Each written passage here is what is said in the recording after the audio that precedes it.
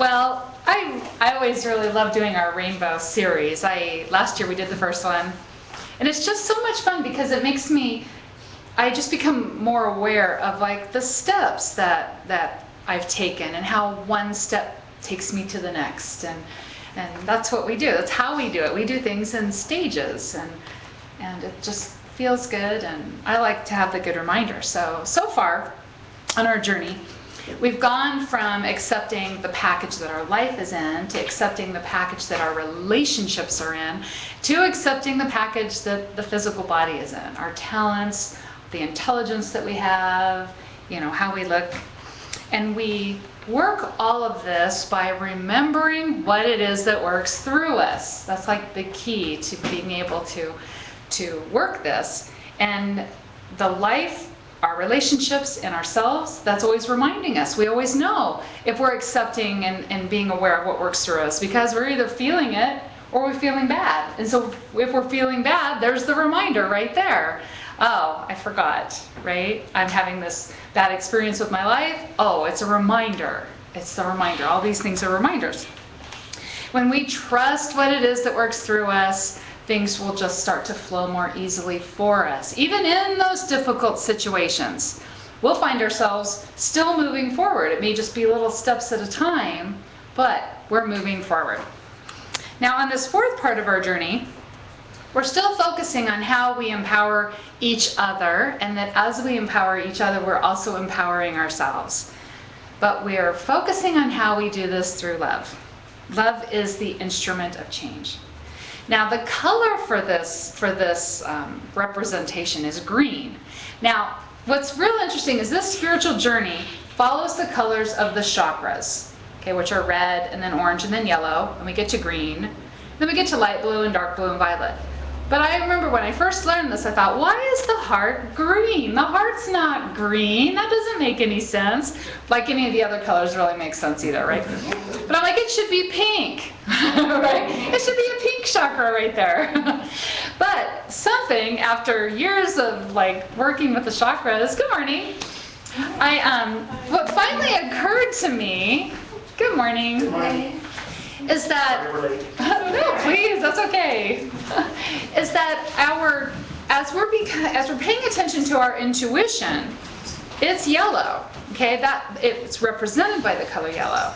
Our spiritual truths are represented by the light blue, or the blue. What do you get when you mix yellow and blue? You get green. So I just kind of had that, oh, okay. Green is a great color for the heart. That's what I decided. Now, in the beginning of our spiritual journey, many people, myself included, I saw God as something outside of me, okay? It was something outside of me that I could never know what it was going to do or how it would react, right? But I was looking outside of myself for something to come and protect me, to make my wishes come true, right? To bring me things. If this God that was outside of me didn't bring me all the things I wanted, or didn't make things work out for me, my go-to place would be, why am I being punished? Okay, and I would think I was forgotten. Okay, but that's because I saw God as something outside of me. And so when we're seeing God as outside of us, we're seeing God as separate from us, and it becomes more random. We can't control what's happening. We can't guess what's going to happen, and so we're just not going to feel that connection, because you can't feel a connection with something that's outside of you, right? You need to find something in here to be connected over. We're at its mercy, basically, if we see something as outside of us. It'd be like if we go to a restaurant. We get to the restaurant, say we all ran over to Denny's today instead of having our potluck, okay? The hostess is going to sit us at a table someplace, right? The waiter is going to take our order. The waiter may or may not remember to tell the chef, no pepper on the chicken. The chef may or may not remember to leave the pepper off, okay? But we're at the mercy of this outside. Now it's us inside that we decide to make it a good experience. If they put too much pepper on there, we can still say, oh, well, I'll just ask for them to give me a new piece of chicken, or we can get irate and throw a fit, right? So it's up to us. When we were coming back from Las Vegas, a couple weeks ago, we stopped at a Denny's in Baker, right? The home of the world's largest thermometer. My kids are like, wow, that's crazy. But we went to Denny's, and I got really annoyed because our meal, like they brought Adam, my son, his pancakes, and nobody else got their food. Adam sat there with his pancakes covered in maple syrup with no silverware for like 20 minutes. Okay, finally my mom gets her food, my daughter gets her food. And then it's another 20 minutes, and like I had a chicken salad, right? There was nothing on. My daughter had fish sticks, and she got hers before I did. And I was getting more annoyed and more annoyed and more annoyed. The waitress finally, she won't like even look at us, right? She says, oh, I'm really sorry. There's like only 2 of us here today and only 1 cook.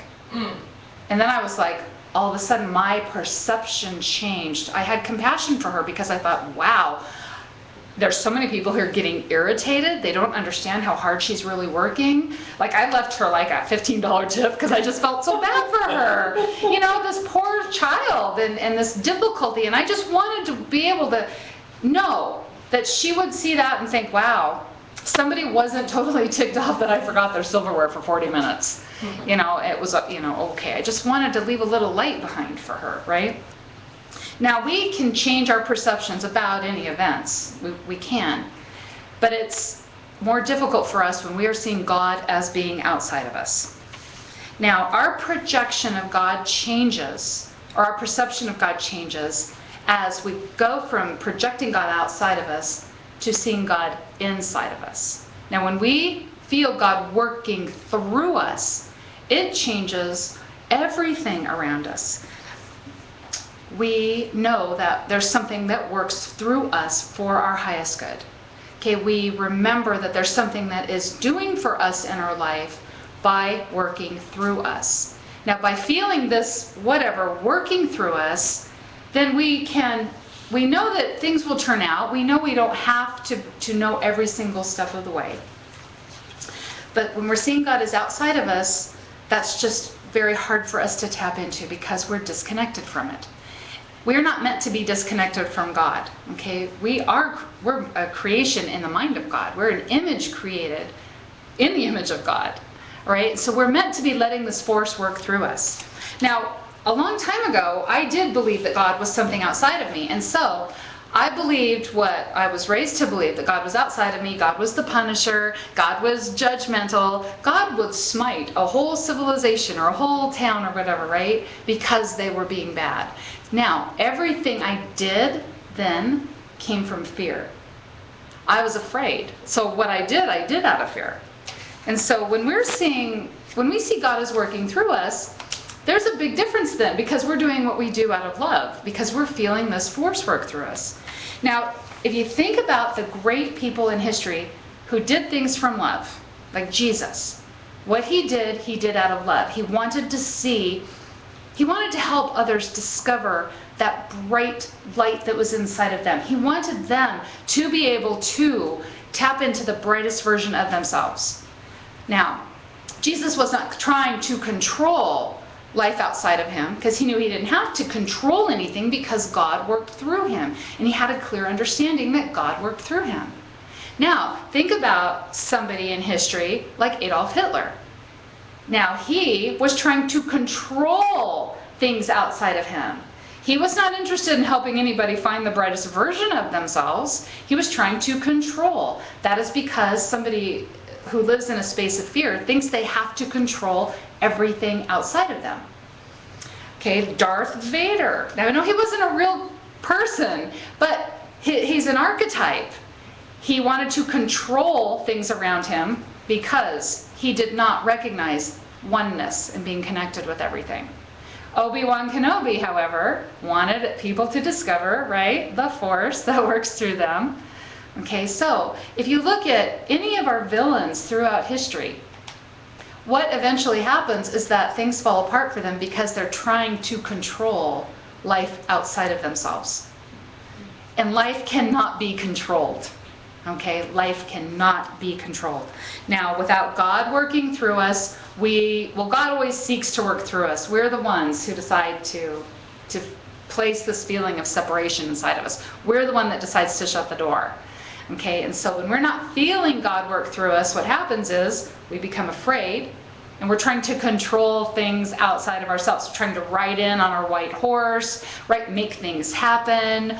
I felt that a lot over these last couple months as me and my family were house hunting. Okay, if I couldn't find something, well, we're going to go drive around. We're going to drive around one more time. I was going to make something happen. And that was so different than when we finally found our house last Sunday afternoon. It was an accident. It was just kind of a fluke, because my husband just happened to go on Craigslist and it just happened to come on. And everything happened so smoothly. And in fact, the landlords that we rented from, they were like, well, we had a lot of applicants, and a lot of them had, this and this and this that were, better, I guess, in a tenant. But they said, we just liked your family so much that we just wanted to rent to you, It just fell into place. Everything just fell into place. But at that point, my kids and I especially had decided, something's happening. Something good is just going to happen. Somewhere there's somebody right now packing up to move out of the house that we're going to move into. That felt different. And I will bet, if you look back over your life, think about those things that weren't going right. When you're trying to force them, trying to force something to happen, it felt like a struggle. It was a lot of work. In fact, it may have felt like too much work, and nothing was changing. Yet when you finally just thought to yourself, this will work out because things work out, and then it shifts. The outer activity starts taking place inside. You start being in the right place at the right time. And that is what happens, because fear makes us contract our energy. When we're coming from a place of fear, we're not inspired by great ideas, right? We don't get inspired to take a different drive home. We don't get inspired to call somebody maybe who would lead us to a piece of information that we need. It's the inspiration and those brilliant ideas that come through us because God is working through us. That's where all that comes from. So it is with our heart that we tap into this part of our journey. We move into the spiritual part of our journey, because we move from a place of seeing God as some random force outside of us to a force that works for us by working through us. So the divine truth for this part of our journey is love is divine power. Now, the part about love is divine power that I really had to wrap my mind around is that you really have to love yourself. You have to love yourself to be able to tap into that part. We have to have a loving attitude toward ourselves to let God work through us, in the most powerful way. But that can be kind of a challenge for a lot of people. If we feel critical toward ourselves, or if we feel shame towards something, or if we're angry at ourselves because we can't do something physically that we think we should, we're not loving ourselves. We're not loving ourselves wholly and completely. Now, I started reading about how you have to love yourself, right? And when I was younger, I always thought this meant oh, I love myself because I'm so awesome. And I would think about people who I knew, when I was in high school, who were kind of stuck up, right? And I was like, oh, that's just not right. That's stuck up. And I should, be humble. But that's not love. I started learning about loving myself when I had my kids, because my kids were they loved me when I got up in the morning and my hair was a disaster and I had morning breath, and they were just like, Mom, you're the most beautiful mom in the world, and they loved to hug my soft belly. They just, softness is what a mom was all about, and it was the most awesome thing. We feel this when we have a pet, right? Have you ever had a dog that just loved you anyway? That is what love is about. Now, I had this client one time. I spent many years as a massage therapist. I had a client who came in. She had a chronic issue with a lot of pain. She came in and her shoulder had been bothering her, and she just could hardly use it. She's like, I just hate this stupid shoulder. And I was like, oh no, think about this. Think about how your shoulder, it's working so hard for you, and your shoulder moves your arm so you can hold your grandbabies, and oh, we should love that shoulder. And I was massaging it really sweet, and in my head I was thinking, you work so hard, and I love you, but she was just kind of like, oh, okay. But I've caught myself saying, oh, my stupid digestive system that gets upset when I have gluten, and so stupid digestion, stupid stomach, and blah, blah. And I'm like, oh, I'm so sorry. I love you. I smashed my finger in my car door because I was so smart. You know what I did? This is 2 years ago. I held the window and I closed it on my finger, and it pulled the top off. It was like a helmet, right? It was like this. My daughter was with me, and she grabs a bunch of Kleenex, and I just crammed the top of it back on. We drive home, and I'm just like, okay, I'm kind of going into shock a little, right? Because it just was really crazy. But then I was like, I love you. I am so sorry. That was very irresponsible of me to shut the door that way. I love you. I love you. I love you. Now, I still couldn't play guitar for 2 months, but I didn't need stitches. It healed up really fast for what I had done. But I just remember thinking at the time, I'm going to practice loving. I'm going to really, really practice this. And after the first day, the pain was almost just gone. I just had to be careful not to hit it on anything. But I really practice loving it. Now, if we are getting on our case about something in our physical body, then we may not be appreciating it very much, right? Our physical body was created as a channel for divine miracles and love. That's what this physical body was created for. It does that one thing. Channel divine miracles and love for our life and for the lives of other people. And so if we are getting on our case about it, we are not appreciating it. It is the most powerful tool that could ever have been created. Channeling divine miracles and love is better than being able to shoot fire out of your fingertips. Okay? We are a channel for that love. Love is the transformational energy that changes our lives and the lives of people that we know. Now, you may have driven an old crappy car at some point, right? And maybe had a few complaints about it, right? But last week or the week before, we had kind of a heat wave here, right? Can you imagine having to walk 4 miles in that heat? It would make that crappy old car look pretty good, huh? Right? Okay, so we want to find appreciation. And I've really been practicing this, and I always tell you, right? Practice, practice, practice. It really does work, right? If I practice it and it doesn't work for me, I would tell you that it didn't work. But as I am practicing it more with myself, appreciating more about myself, I am feeling better. I am feeling better. Now, I started paying attention years ago, watching people who were successful. Okay, because I started my massage therapy business in the early 90s, and so that's when I started paying attention, right? Who's successful as massage therapists? And I met really successful massage therapists. And I met massage therapists who were like me, who gave a really good massage, but maybe they weren't so successful. What I noticed about the successful massage therapists is that they loved themselves. They appreciated so many things in their life. Where the ones who are like me, maybe they complained. Maybe they would, if they made a mistake, they were kind of like me, and they'd say, man, I'm so stupid I did this thing. Why is the universe trying to squish me like a bug again? Right? And so, but I've been watching this now for years with all the things that I love to do, and I'm trying to I like to watch successful people, and what I'm finding in every person I know who's doing what they love and doing it well, whether or not they're bringing in a ton of money, they're happy, right? There's just this level of happiness, and what they do is they love themselves, they appreciate themselves, and if they make a big mistake, they don't blame the universe. They say, wow, maybe I did make this huge mistake. That maybe wasn't the smartest decision I ever made. So how am I moving forward now? I wonder what this is going to mean for me. I wonder how this is going to look when it gets, turned around. I wonder who's going to step in and maybe give me a new idea. They're like waiting.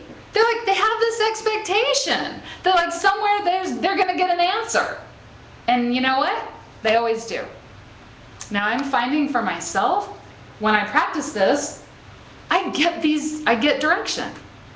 When I appreciate myself, when I'm loving myself, I get direction.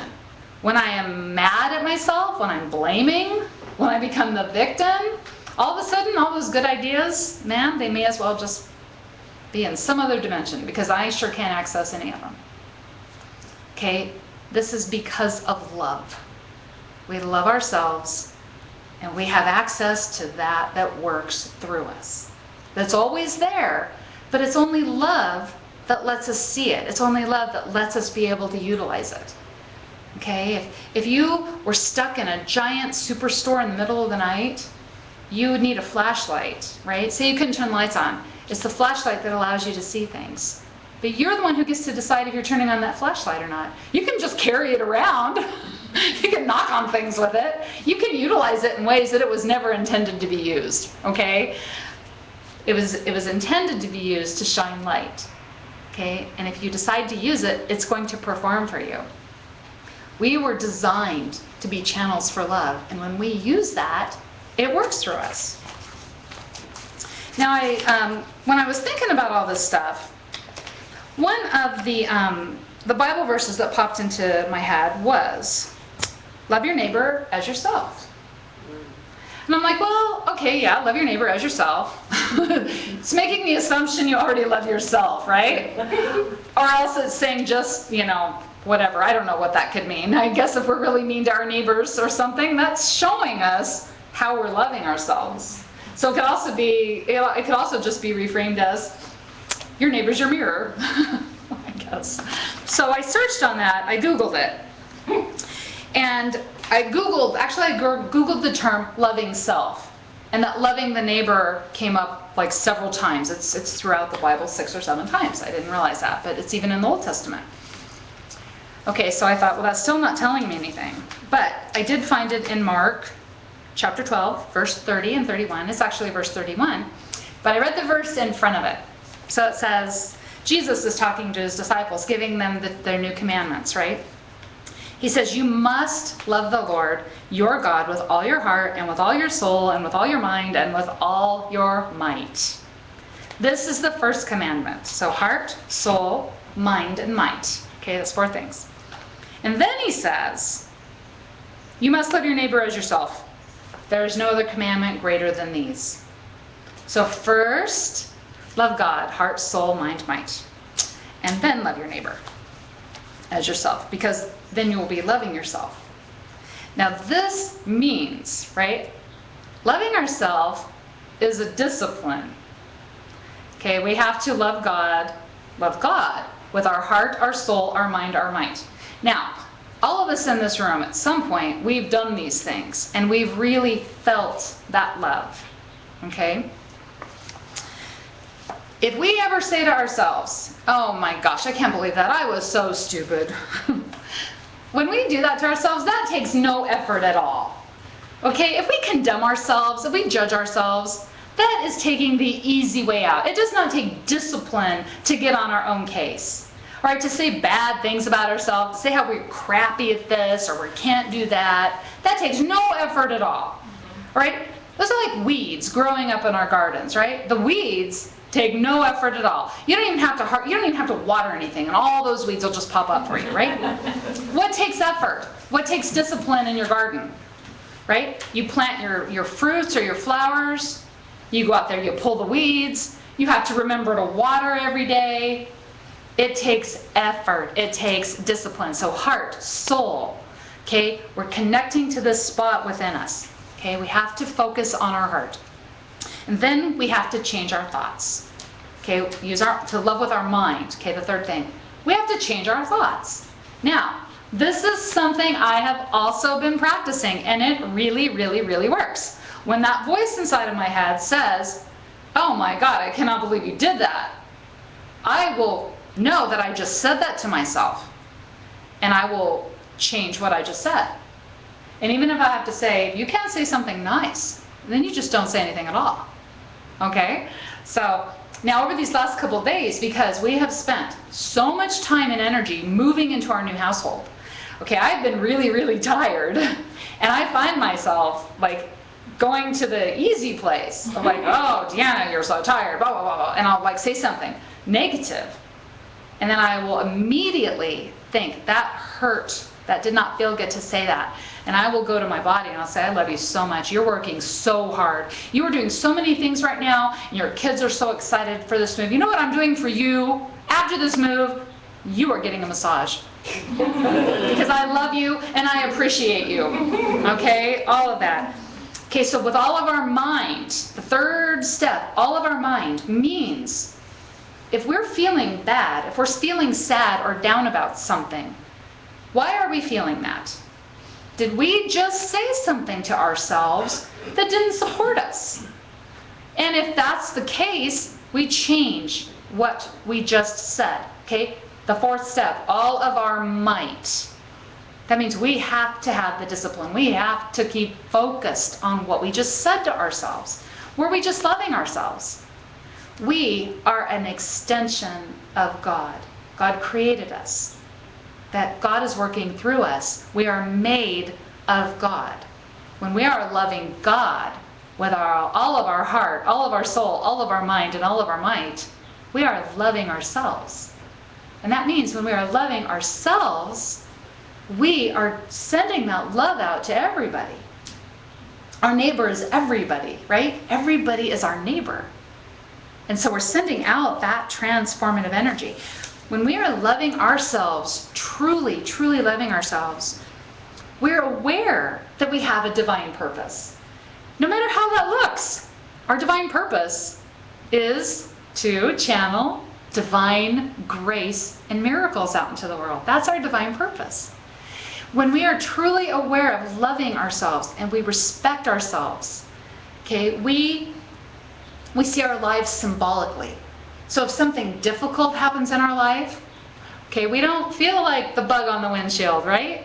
We know that it's something we can grow through, no matter how hard it has been, no matter how difficult it has been.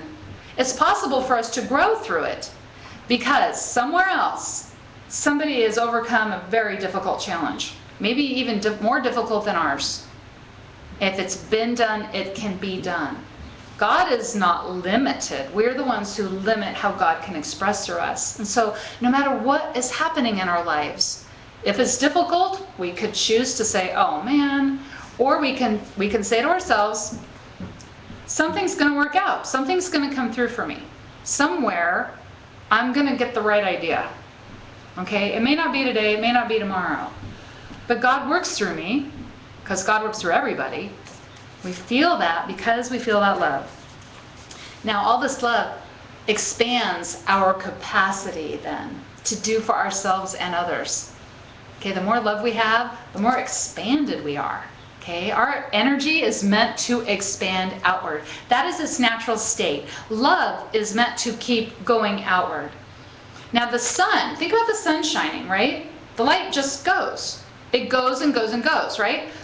It doesn't stop at some point. It doesn't go back to the sun, right? Okay, that's how our love is meant to be. Now, we have a shade we can pull down, right? We can stop the light of the sun by pulling down the shade, but we have not really stopped the light. We've stopped our perception. We close the blinds. Okay, and we can tell ourselves, yeah, the sun's not shining now, but it is. It never stops. Okay, it's our perception. So we have this energy working through us, and what happens then is that with all this love, we bring ourselves into harmony. Now when we're bringing ourselves into harmony, we bring people outside of us into harmony also. Now my daughter and I were having this interesting talk this week, and she said, Mom, I remember this thing you used to do. And what I used to do when they were little, and like my son cut his leg open a little bit on something, and he had to get stitches, right? And he's like, oh my gosh, blah, blah, blah, right? Well, I grabbed his little chin, just like this in my hands. And I said, honey, do I look worried? And he's like this, no. I said, it'll be okay. It might be a little scary. But you know what? After you're done, you're going to say to your friends, I got stitches in my leg. Okay? And I've done that with my daughter. I mean, I've done it with them, several times. But what happened was, like, first of all, I couldn't let myself freak out, right? Sometimes I just want to freak out and run around screaming, oh my God, right? But especially when, like, my daughter last year or a year and a half ago, she fell and cut her head open. There was blood coming out, right? I was going to have to get stitches in her head. I wanted to freak out about that, but she was very sensitive and she was starting to have a panic attack. And I had to do the same thing to her. Honey, do I look worried? It's true I'm upset. I'm so sorry this had to happen to you. But I know it's going to be okay. Okay, I'm not scared. I'm sad for you because I know you are not going to like this experience. Okay, but it's going to be over fast. Okay, that's because I made myself go into harmony for the sake of my kids. Right? Before my kids came along, I was a good panicker. I could really do it good. Let somebody else take care of it. You need to bring me into harmony. But I found that I could do it for my kids. And what's really funny is I learned this from my chiropractor. When I first had my son, I would take him to my office, and I would do massage. Well, she would sometimes take him out of my room while I was doing massage and just sit with him, because I used to do that for her and her baby. Well, she said that he threw a fit, so she laid him on her chest and she took a deep breath. And he took a deep breath with her. And so she said, yeah, they can't help it. So I love that. Now, I read about this experiment that took place in Sweden. Now, everybody's heard of the HeartMath Institute, okay? I've talked about the HeartMath Institute. They study the heart and its energetic effects on our surroundings, okay? Now in Sweden, this university did this whole other experiment, and they had a choir singing, and they connected little heart monitors or some kind of pulse monitor on the ear, okay? And then they just kind of read everybody for a while, then they had them sing. Within just moments, their heart rate slowed down and they synced up with each other. And there were like 30 people in this choir.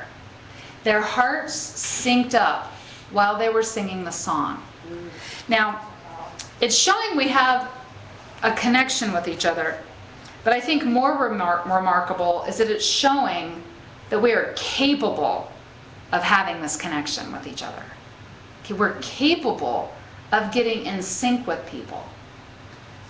And we just do that through love. Okay, when we're really focused on a single purpose, it doesn't matter what our other beliefs are, right? That's why soldiers, when they're in war, they form such close bonds with other soldiers. Political beliefs don't matter, religious beliefs don't matter, no beliefs matter, because they're in this intense situation and they're connected at a heart level. Okay, I know I always like watching fireworks because for those 15-20 minutes, everybody is focused on light. Okay, they forget about their frustrations, they forget about their anger. I can remember one time being at Disneyland and my daughter was starting to have a meltdown. She was real little, she was like 4, and the fireworks started, right? And it was like, oh, life is good, right? Everything was forgotten. When we are all focused on the light, we forget everything else. Now, God is light and God is love, and we are made from that light and love. When we are embodying the truth of who and what we are, that we are made from that love. We're made from the same love. We're not different from God. We are made from God. And so when we embody that, we are changing our lives. We're changing the lives of people around us. Now, I heard somebody once upon a time say, every man and every woman is a star. And I thought that that was so beautiful. Now, on a scientific level, you've probably heard that we're made of star stuff, right? And I always thought that was kind of cool. Like the atoms or molecules or whatever, right? Like we're the same as the stars and stuff. My son could explain this a lot better if he were here. He just had a really good science class. But We are made from the light and love, and saying that every man and woman is a star is really not all that far-fetched. Okay, we are made from something remarkable that we can only be aware of when we're loving ourselves. We're made from something that intended for us to be remarkable and to be expansive by channeling this beautiful, loving energy. And when we love, we transform ourselves. When we transform ourselves, we become an instrument for change. We are just light and love wrapped up in a physical body. That's what we are.